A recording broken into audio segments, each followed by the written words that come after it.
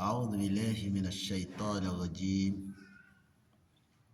بسم الله الرحمن الرحيم.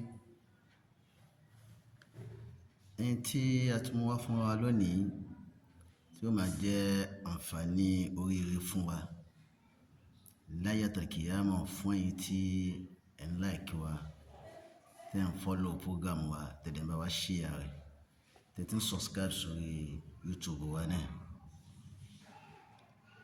Kí ni èrè tó ń bẹ fún ẹni tó ń ṣe iṣẹ́ mímọ́?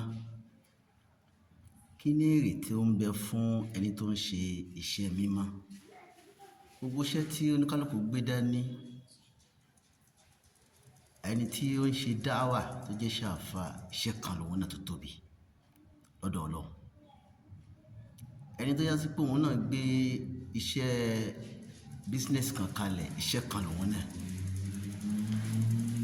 Àbọ̀ gbé ọjà kan kalẹ̀ tó ń ta, iṣẹ́ kan lòun náà. Àwọn tí wọ́n ń kọ́ni lẹ́kọ̀ọ́ nílé ìwé náà, iṣẹ́ kan lòun. Gbogbo àwọn iṣẹ́ yìí ta ló wá ń ṣe lórí mímọ́? Èrè tí wọ́n ń bẹ fún ẹni tó yá sí pé ó dúró lórí mímọ́, òun la fẹ́ sọ fúnra wa. Nítorí pé gbogbo iṣẹ́ tá à ń sọ yìí ló ní ìbẹ̀rẹ̀ ló sì lópin. Bí wọn náà bá ṣe gbé iṣẹ́ yẹn dání tó, gbogbo ẹni tó bá ti fi mímọ́ bẹ̀rẹ̀ iṣẹ́ yẹn yóò fi mímọ́ parí ẹ̀. Ṣùgbọ́n àwọn tó bá yá sí pé ó fa aburú bẹ̀rẹ̀ rẹ̀, aburú náà ló fi parí rẹ̀. Tó wá sí pé gbogbo iṣẹ́ tí èèyàn bá ṣe láyé, mímọ́ ni àníyàn tó kọ́ gbọ́dọ̀ ní sí pé mo fẹ́ ṣe nítorí t'Ọlọ́run. Tó bá ti láníyàn bẹ́ẹ̀, ẹnìyàn sọ̀kalẹ̀ mímọ́ ẹ̀, yóò sọ̀kalẹ̀ iṣẹ́ yẹn pẹ̀lú mímọ́. Láfáà fi sọ fún wa wípé ma dama ra'idana li'iqlash fil amali. ما دام رائدنا الإقلاش في العمل لابد نبلغ يوما غاية الأمل. أفني ما دام رائدنا الإقلاش في العمل. هنا الإقلاش iṣẹ́ ní mímọ́, iṣẹ́ nǹkan ní mímọ́. ما دام رائدنا lópin ìgbà tó bá yá sí pé òun ló ń jẹ́ ìmọ̀nà fún wa, ló ń darí wa. Gbogbo tí yẹn bá máa ṣe tó bá ti fi mímọ́ bẹ̀rẹ̀ rẹ̀, fil amal ní gbogbo àwọn iṣẹ́ tá bá gbé dání, gbogbo tí yẹn bá máa ṣe láyé tó bá ti fi mímọ́ bẹ̀rẹ̀ rẹ̀, mímọ́ yẹn náà ló fi parí rẹ̀. Nàfà fi ní ma dama ra'idana al-iqlash fil amal.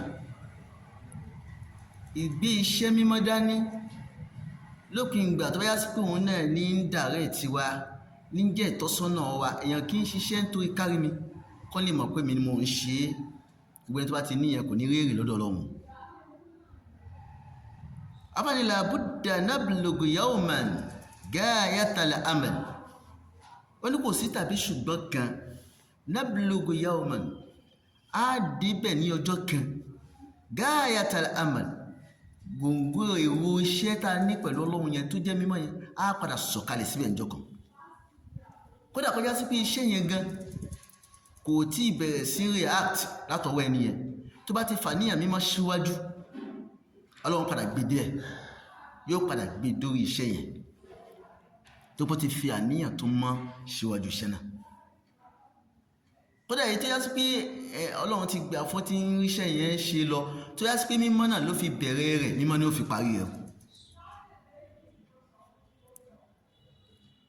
Gbogbo iṣẹ́ tí yẹn bá máa ṣe láyé, àfi kọ́kọ́ fi mímọ́ bẹ̀rẹ̀ rẹ̀ ló fi rí èrè mímọ́ iṣẹ́ yẹn. Ẹlẹ́mi yóò bẹ̀rẹ̀ iṣẹ́ ń gbà mí, rí bẹ́ẹ̀ pé ló bẹ̀rẹ̀ iṣẹ́ yẹn yóò máa lọ. Àwọn èèyàn yóò máa wà famous, táwọn yóò máa kí káàkiri, wọ́n máa like ẹ̀, wọ́n máa love ẹ̀, wọ́n máa gbá tí ẹ̀. Àdéhùn dídí ibi tí ó wà parí ẹ̀ sí ibi tí ó dání, tó pé kò fi mímọ́ bẹ̀rẹ̀ rẹ̀. Gbogbo iṣẹ́ tá a rí tó wà ní títí káàkiri nì tó ń ṣe yànrán ẹ̀, àfi kó yá sí pé èyí tó yá sí pé ó bẹ̀rẹ̀ pẹ̀lú mímọ́ ni ó fi mímọ́ parí ẹ̀. Afáàní la budda nablughu yawman gayatal amal. kò sí tàbí ṣùgbọ́n kan lọ́jọ́ kan yóò dé góńgó èrò iṣẹ́ mímọ́ tọ́lọ́hun yẹn yóò padà débẹ̀. nǹkan ẹ̀kọ́ tẹ́ni yóò máa ṣe ni pé yóò bẹ lọ́hun kó máa kù sí kékeré kó sì máa ro ohun ó sì dúró tọ́lọ́hun náà. Al-Qur'ani ló wá padà jẹ́ kó yé wa ló jẹ́ ká mọ wéèrè tọ́lọ́hun fún wa. Quran 40 verse 40 Suratul Ghafir. Àyà yìí ló jẹ́ ká mọ wéèrè tọ́lọ́hun fún gbogbo àwọn tí wọ́n bá ń ṣiṣẹ́ mímọ́ tí wọ́n gbéṣẹ́ mímọ́ dání. A'udhu billahi minash shaitanir rajim.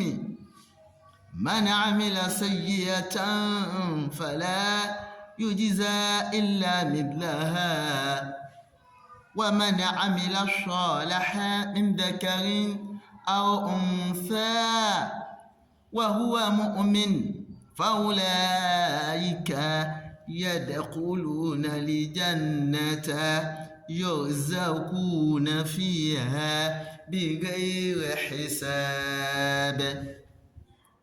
Ẹ̀gbọ́n tọ́lọ́hun sọ ní ó ní man 'amila sayyi'a ẹni bá mú iṣẹ́ aburú kan wá iṣẹ́ aburú tó mú wá yẹn fala yujza wọn ní san lẹ́san kan Ọlọ́run ní wọn ní san ní ẹ̀san kankan illa mithlaha àyàfi dèédé iṣẹ́ aburú tó mú wá yẹn láfi san lẹ́san.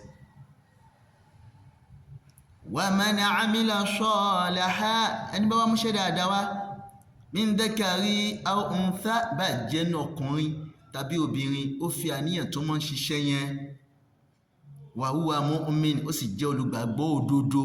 Mu'min yẹn náà ní ikhlas. ẹni tó bá jẹ́ mu'min ó ti wà ní ipò mímọ́ ó ti yàtọ̀ sí muslim. Mu'min tí ń bẹ ní ipò mímọ́ Ọlọ́run tó bá já sí pé olùgbàgbọ́ òdodo ní faulaika àwọn tá a sọ yẹn àwọn yẹn tá a wí yẹn tí wọ́n gbéṣẹ́ mímọ́ dání yẹn yadkhuluna al-janna wọ́n máa wọlé sínú ọgbà ìdẹ̀ra. Ọlọ́run ni wọ́n máa wọlé sínú ọgbà ìdẹ̀ra àwọn Ọlọ́run. yurzaquna fiha wọ́n máa jẹ wọ́n máa mú bẹ̀ gbogbo tó máa ti ń fẹ̀mí wọ́n wò báyìí ní wọ́n máa déwájú wọn. yurzaquna fiha wọ́n máa jẹ wọ́n máa mú láàyè yẹn tá a sọ yìí tí ó máa jẹ́ ọ̀hún fún wọn tí ò ní jẹ́ ìnira fún wọn. Bí gẹ́rẹ́ hisabi Ọlọ́run láì ní ṣe ìṣirò kankan náà fi máa gbádùn lọ́dọ̀ àwọn Ọlọ́run. Èrè tí ń bẹ fún ẹni tó yá sí pé ó gbé ikhlasul amal iṣẹ́ tó mọ́ dání nìyẹn tó fi mímọ́ bẹ̀rẹ̀ rẹ̀ tí mímọ́ ń bẹ láàrin méjì rẹ̀ tí mímọ́ tí wá sọ̀kalẹ̀ fún tó parí ẹ̀ sí bí mímọ́. Èrè tí ń bẹ fún nìyẹn tọ́lọ́run ní yadkhuluna al-jannata yurzaquna fiha bighayri hisab tó pọ̀ ṣiṣẹ́ yẹn tó rábà lọ́hùn. Kò ṣe nítorí èèyàn kò ṣe nítorí káwọn èèyàn lè máa pàtàkì ohun. Ìwọ tó ń ṣiṣẹ́ náà ṣẹ́ẹ̀kì ara rẹ o ṣẹ́ẹ̀kì ara rẹ ṣé ò ń ṣe nítorí tọ́lọ́run ni àbó ń ṣe nítorí káwọn èèyàn lè máa pàtàkì yẹ àbó ń ṣe nítorí wípé kárí mi káwọn èèyàn lè máa sọ pé òun ló ń ṣe gbogbo iṣẹ́ tí èèyàn bá ṣe láyé wọ́n ṣe nítorí tọ́lọ́run kó wá máa retí èrè mímọ́ yẹn látọ̀dọ̀ Ọlọ́run ọba náà. Gbogbo ẹni tó bá ti ń ṣiṣẹ́ torí èèyàn àbọ̀ ń ṣe torí nǹkan kan kò sérè mbẹ́ o.